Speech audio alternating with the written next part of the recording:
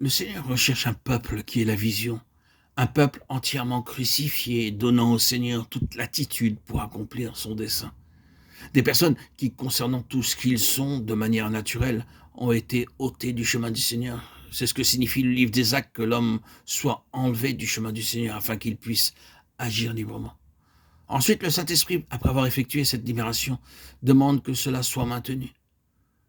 La tendance constante et permanente de l'homme et les efforts de l'ennemi veulent nous ramener en arrière sous le joug de l'esclavage, cherchant à emprisonner le Saint-Esprit dans une nasse, dans un système de choses cristallisées, un système ecclésial, un système d'église, un ordre religieux fait de main d'homme, un formalisme, une organisation.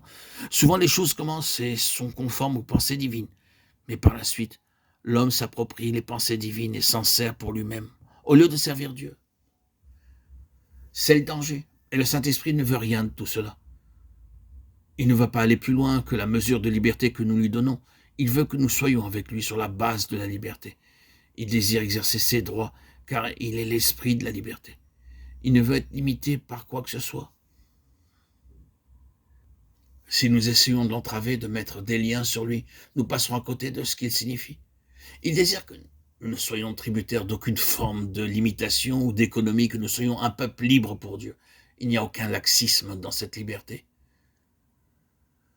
Cela ne donne pas à l'individu le droit d'être un indépendant et ne signifie pas que nous allions où bon nous semble pour faire n'importe quoi, tout ce que nos pulsions pourraient nous suggérer et narguer les autorités spirituelles.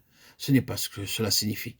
Mais cela veut dire que le Seigneur ne veut pas que nous cristallisions ce qui vient de lui et que nous le mettions dans un certain cadre en disant « voici les limites ». Il demande que nous soyons toujours disposés à recevoir de nouvelles lumières et que nous y répondions.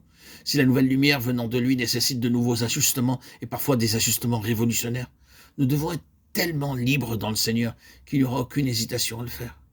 Il est très important que nous soyons le peuple libre de Dieu. C'est une chose très bénie de pouvoir nous expanser dans un tel univers. Ensuite, ce qui caractérise la dispensation du Saint-Esprit et tous les mouvements de l'Esprit, c'est la sainteté. Tout ce qui est intérieur doit avoir sa contrepartie extérieure. En effet, la croissance peut connaître un brusque arrêt. Le mouvement de l'Esprit de Dieu peut soudainement s'arrêter. Il peut y avoir une limite au-delà de laquelle nul progrès ne soit désormais possible. C'est ce qui arrive quand il y a une contestation entre le Saint-Esprit et nous. Nous devons donc rendre des comptes au Saint-Esprit dans tous les domaines, car il réside en nous aussi pour cela. Pourquoi y a-t-il autant de choses chez les chrétiens qui ne sont pas conformes à ce que voudrait le Seigneur?